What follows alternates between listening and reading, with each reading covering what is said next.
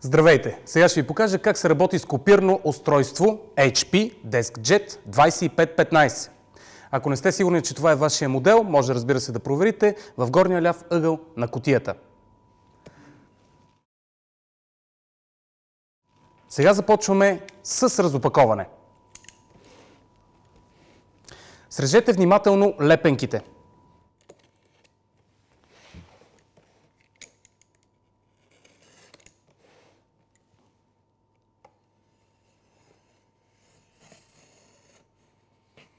След това отваряте кутията.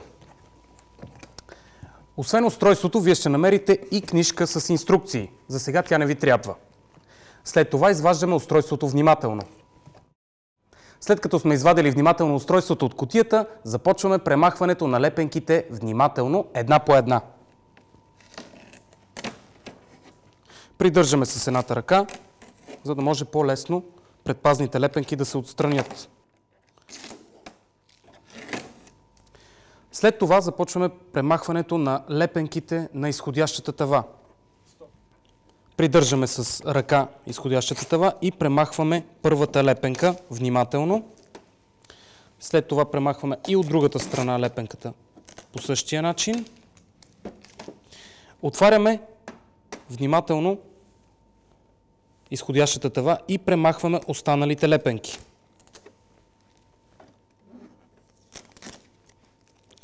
Последната лепенка я отлепяме, отваряме изходящата тава и премахваме картонения уплътнител. По този начин. Накрая отваряме защитния капак и изваждаме отвътре кутията с захранващите кабели и консумативите. Когато отворите кутията, вътре ще откриете адаптора на устройството, кабела и, разбира се, консумативите, които ще използваме за това устройство. Тях ще ги оставим настрани. Захранването на устройството става посредством неговия адаптор и този кабел. Първото нещо, което трябва да направите, е да включите този кабел към адаптора на устройството по този начин. След това този край го включваме към устройството, а този край към електрическата мрежа.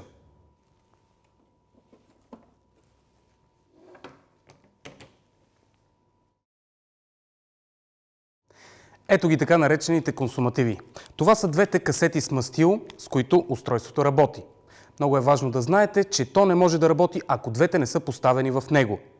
Отварят се последния начин. В долния край ще видите една стрелка. Хващате с два пръста и по този начин разкъсвате опаковката и мастилницата излиза. Същото нещо се прави и с другата. Виждате стрелката и по този начин ги освобождавате от опаковката.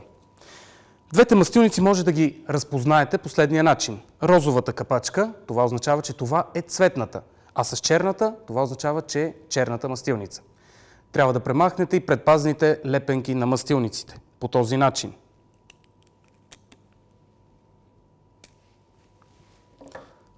Същото се повтаря и с другата.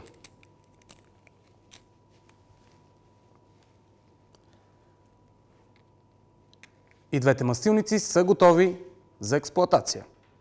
Първо нека пуснем устройството от неговия старт бутон. След като отворите защитния капак, трябва да изчакате гнездата да спрат своето движение в средата на устройството.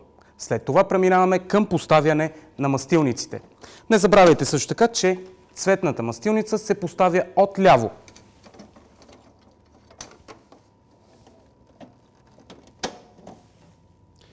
След това затваряме защитния капак и е време да поставим хартията. Ако се наложи смяна на консуматива, по този начин изглежда резервния. Устройството вече е свързано към електричеството и е заредено с мастило, но за да работи му трябва хартия. Първо отваряме входящата тава по този начин. След това поставяме листата. Плъзгаме и фиксираме листата по този начин. И не забравяме, разбира се, да отворим изходящата тава. И сме готови за копиране. За да копирате някой документ, първото нещо, което трябва да направите е да го сложите в устройството. Отваряте капака, взимате документа и с неговото лице или там, където е надписа, го поставяте в устройството. След това подравнявате листа долу в дясно и затваряте капака. Последното нещо, което трябва да направите е да натиснете копчето Копи.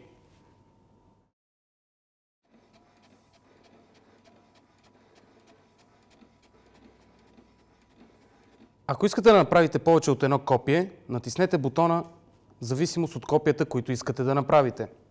Максималният брой е 19. Ако искате да спрете копирането, натиснете бутона за отказ. Както вече казах, устройството работи само с хартия и формат А4. Но ако ви се наложи да копирате хартия с формат А3, правите следното нещо. Сгъвате хартията на две по този начин, като тук и тук се намира текста. Отново отваряме капака, поставяме хартията с текста надолу, подравняваме го в долния десен ъгъл и затваряме капак. Натискаме копчето и копираме веднъж. След това отново обръщаме листа по този начин, поставяме го отново в устройството, подравняваме го в долния десен ъгъл, затваряме капака и натискаме копчето и копираме. Вече сте готови да работите с HP DeskJet 2515.